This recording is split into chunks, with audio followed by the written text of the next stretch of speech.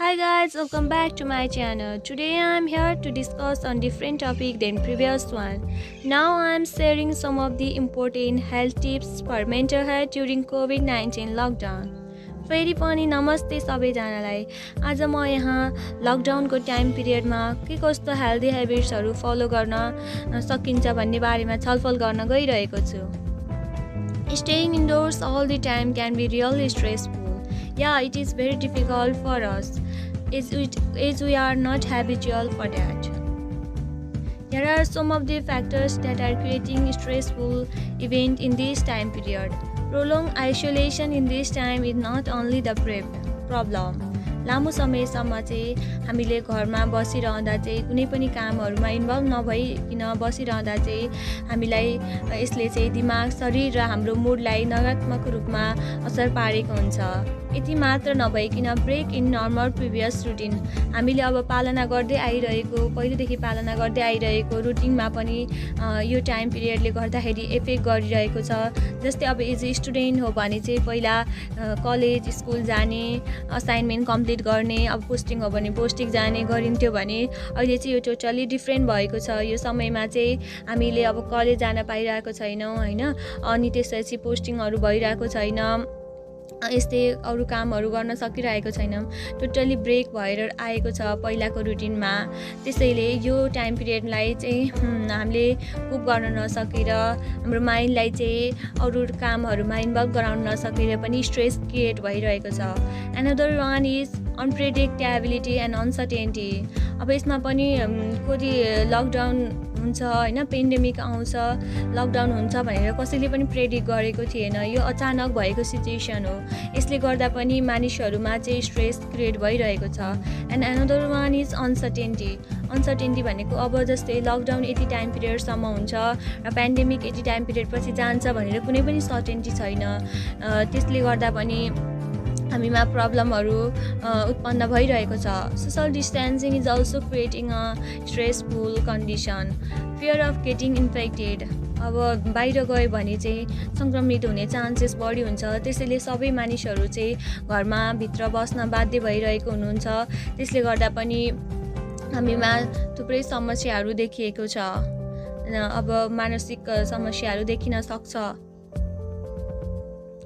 So, here are some of the measures to be followed over this time period. त्यसैले यो लकडाउनको time पिरियडमा चाहिँ हामीले जति सक्दो टाइमलाई युटिलाइज गरेर रुटिन बनाएर त्यही रुटिनमा बेस भएर चाहिँ काम गर्न जरुरी हुन्छ। जस्तै अब have a fix daily routine. एउटा रुटिन बनाउन आवश्यक हुन्छ यो टाइम पिरियडमा। जस्तै मर्निङमा हो भने चाहिँ बिहान सबेरै उठ्ने, मर्निङ एक्सरसाइजहरु गर्ने र ब्रेकफास्ट गर्न सकिन्छ। र दिउँसो भने चाहिँ एज अ स्टुडेन्ट हो भने चाहिँ असाइनमेन्टहरु गर्ने, अनलाइन क्लासेस जोइन गर्न सकिन्छ र अनलाइनमै डिस्कसन गर्ने, प्रेजेन्टेसनहरु गर्न सकिन्छ। र यदि अफिसमा काम गर्ने व्यक्ति हुनुहुन्छ भने चाहिँ अफिसका जबहरु ओकहरु चाहिँ अनलाइन डिस्कसन गर्ने, आफ्नो स्टाफ मेम्बरहरुसँग, फ्रेन्डहरुसँग प्रेजेन्टेसन गर्न सकिन्छ। यसरी चाहिँ टाइमलाई चाहिँ जति सक्दो चाहिँ युटिलाइज गर्न जरुरी हुन्छ। Similarly at night. अब बेलुका चाहिँ टिभीमा चाहिँ शिक्षामूलक कार्यक्रमहरु चाहिँ हेर्न सकिन्छ। अनि यसै गरी चाहिँ अनलाइन गेमहरुमा चाहिँ सहभागी हुन सकिन्छ। यसरी चाहिँ आफ्नो माइन्डलाई चाहिँ आफ्नो माइन्डलाई चाहिँ बिजी राख्न जरुरी हुन्छ। यसले गर्दा चाहिँ हाम्रो माइन्ड चाहिँ अरु कुरामा चाहिँ स्ट्रेस बढाउने काममा चाहिँ डाइभर्ट हुँदैन अनि सजिलै चाहिँ हामी यसबाट चाहिँ मुक्त हुन सकिन्छ। माइन्डलाई जति सक्दो इन्गेज गराउन चाहिँ जरुरी हुन्छ। And another is avoid late night sleep. अब समयमै सुत्ने गर्नुपर्छ राति पनि। सो अब start a home based exercise routine is another one health tips. Stretching exercise. Stretching exercise स्लाइडमा देखाए जस्तै यस्तो एक्सरसाइजहरु चाहिँ गर्न सकिन्छ घरमै पनि। अब यसले चाहिँ हाम्रो मांसपेशीलाई चाहिँ बलियो, हेल्दी बनाउन हेल्प गर्छ। Similarly it also relive tension, reduce stress. यसले चाहिँ अब तनावहरु पनि रिड्युस गर्न सहयोग गर्छ र हाम्रो शरीरमा चाहिँ रगत सञ्चालनमा पनि सहयोग गर्छ र हामी भित्र रहेको नकारात्मक सोचाइहरुलाई पनि रिड्युस गर्न सहयोग गर्छ। यस्ता एक्सर्साइज गर्दाखेरि चाहिँ हाम्रो शरीरबाट एउटा केमिकल रिलिज हुन्छ। त्यो केमिकल इन्डोर्फिन नामक केमिकल रहेको छ। यसले चाहिँ हामी भित्र रहेको दुखाइपनलाई पनि हटाउन मद्दत गरेको हुन्छ। यस्तो एक्सर्साइजहरू गर्दा चाहिँ हामीले डिफ्रेन्ट पोस्चरहरू चाहिँ फलो गरेका हुन्छौँ। त्यसमध्ये एउटा अपराइट पोस्चर रहेको छ। यो अपराइट पोस्चर चाहिँ एउटा एकदमै फाइदाजनक पोस्चर रहेको छ। यसले पनि हामी भित्र रहेको थकानपनलाई हटाएर हामीभित्र चाहिँ सकारात्मक सोचहरू चाहिँ वृद्धि गराइदिन्छ। एन्ड यो गर्दा चाहिँ हामीले चाहिँ जतिसक्दो गुड पोस्चर नै फलो गर्नुपर्छ। ब्याड पोस्चर फलो गऱ्यौँ भने चाहिँ यसले चाहिँ हाम्रो मानसिक स्वास्थ्यमा चाहिँ नेगेटिभ इम्प्याक्ट पार्छ। त्यसैले जतिसक्दो हामीले चाहिँ पोस्चरहरू चाहिँ मेन्टेन गर्न आवश्यक हुन्छ। Similarly here is another one aerobic exercise, जस्तै स्किपिङ भयो, जम्पिङ भयो, साइक्लिङहरू गर्न सकिन्छ, लिफ्ट वेट एक्सर्साइजहरू गर्न सकिन्छ। यो टाइममा स्टे कनेक्टेड, हामी चाहिँ एकअर्कासँग कनेक्ट हुन चाहिँ जरुरी हुन्छ यो टाइम पिरियडमा। जस्तै अब यो लकडाउनको टाइम पिरियडमा चाहिँ हामीले हाम्रो कुनै पनि समय चाहिँ छुट्याइदिनुपर्छ कलको लागि, भिडियो च्याटको लागि। हामीसँग अब थुप्रै मिडियाहरू छ, जस्तै इन्स्टाग्राम भयो, भाइबर भयो, वाट्सएप भयो, messenger, Facebook. Through different media चाहिँ हामी साथीहरूसँग, फ्यामिली सर्कलसँग, रिलेटिभ्सहरूसँग कुराहरू गर्न सक्छौँ। आफ्नो कुराहरू सेयरहरू गर्न सक्छौँ, आफ्नो दुःख सुखका कुराहरू सेयर गर्न सक्छौँ। त्यसैले हामीले चाहिँ साथीहरूसँग, फ्रेन्डहरूसँग, रिलेटिभ्सहरूसँग, फ्यामिली मेम्बरसँग कनेक्ट भइरहन जरुरी हुन्छ। यो टाइम पिरियडमा चाहिँ यसको लागि पनि छुट्टै टाइमहरू बनाउनुपर्छ।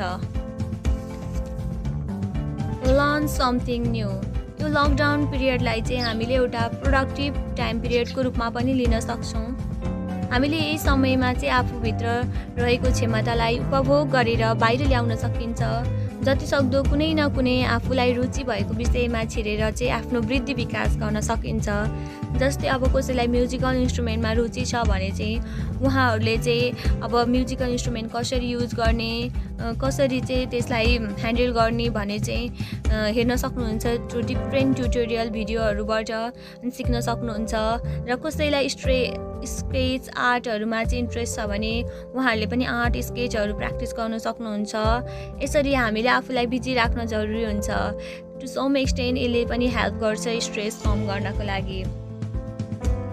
Learn to cook bake something new through YouTube, हामीले चाहिँ अब फुड डिफ्रेन्ट न्यू आइटम फुडहरू बनाउने भिडियोहरू हेर्न सकिन्छ युट्युबमा। त्यसबाट चाहिँ हामीले पनि घरमा पनि प्र्याक्टिस गर्न सक्छौँ र नयाँ नयाँ खानेकुराहरू बनाउन सकिन्छ। यसले गर्दा हाम्रो स्किल मात्र डेभलप नभइकन हामीलाई पर्सनल डेभलपमेन्टमा पनि हेल्प गरेको हुन्छ। Take regular break from the news and update of virus, यसमा चाहिँ अब हामीले भाइरसको बारेमा न्युजहरू, इन्फर्मेसन, यसको कति केस छ, कति डेथ रेट छ भनेर चाहिँ न्युजहरू चाहिँ नहेर्दा नै बेटर हुन्छ। यसले गर्दाखेरि चाहिँ हाम्रो माइन्डमा असर पुग्छ। त्यसैले यसलाई चाहिँ टाढा राख्न नै जरुरी छ यो समयमा। And another one is practice meditation, यो समयमा चाहिँ हामीले मेडिटेसन एक्सर्साइजहरू गर्नको लागि पनि टाइम छुट्याउन सकिन्छ। जस्तै अब मेडिटेसन, डिप ब्रिदिङ एक्सर्साइजहरू गर्न सकिन्छ। यसले गर्दाखेरि चाहिँ हाम्रो माइन्डको कन्सन्ट्रेसनलाई बढाइदिन्छ र हाम्रो बडीलाई चाहिँ हेल्दी राख्न हेल्प गर्छ। जस्तै फिजिकल्ली, मेन्टल्ली, इमोसनल्ली सबै तरिकाबाट चाहिँ हाम्रो बडीलाई चाहिँ हेल्दी राख्न सहयोग गर्छ यसले। It healthy and sleep adequate, अब यो चाहिँ खानेकुराहरू चाहिँ स्वस्थ खानेकुराहरू खान जरुरी हुन्छ। यो टाइम पिरियडमा मात्र नभइकन अरू टाइममा पनि यो चाहिँ जरुरी हुन्छ। अब सुत्न पनि एउटा नेसेसरी नै रहेको हुन्छ। जस्तै खानेकुरामा पनि इम्युनिटी बुस्टर्स खानेकुराहरू जसले चाहिँ रोगसँग लड्ने क्षमता प्रदान गर्छ त्यस्ता खानेकुराहरू खान जरुरी हुन्छ। जस्तै ब्रोकोली भयो, एन्ड देन ब्लुबेरिज भयो, क्याप्सिकम, किवी फ्रुट्सहरू खान सकिन्छ। यसै गरी भाइटामिन सी कन्टेनिङ फ्रुट्सहरू भयो, जस्तै लेमन, ओरेन्जहरू खान सकिन्छ। यसले चाहिँ हामीलाई रोगसँग लड्नका क्षमता दिनुका साथसाथै के अरे कुनै पनि चोटपटक भयो भने चाहिँ छिटो निको गराउन हेल्प गरेको हुन्छ यी खानेकुराहरू, यी दुवै खानेकुराहरूले। र अर्को रहेको छ सुत्नु पनि आवश्यक रहेको हुन्छ। एडिकेट समयसम्म सुत्नु जरुरी हुन्छ। यसरी चाहिँ हामीले चाहिँ थुप्रै हेल्थ टिप्सहरू चाहिँ फलो गर्न सक्छौँ। This much for today. I have gone through different health tips through this slide. यसरी हामीले यो समयलाई युटिलाइज गरेर चाहिँ हामीमा भएको पोटेन्सियल बाहिर निकाल्न सक्छौँ। टाइमलाई वेस्ट गर्नु हुँदैन। So to be productive, stay healthy, stay well, stay productive. Bye bye guys.